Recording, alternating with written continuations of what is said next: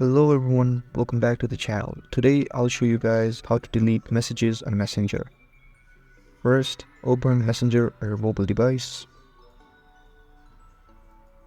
To delete the chat, just tap and hold on a conversation you want to remove.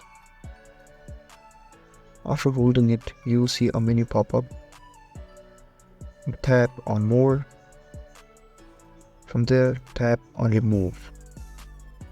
Messenger will then ask you to confirm. Just tap on Unsend for everyone.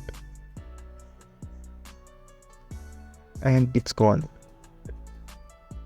Now if you want to delete more conversations, just repeat the same process. Tap and hold each chat, then tap on More, then tap on Remove, and tap on Unsend for everyone. It might take a few minutes if you have a lot of chats, but it's the only way to clear them out directly from Messenger app.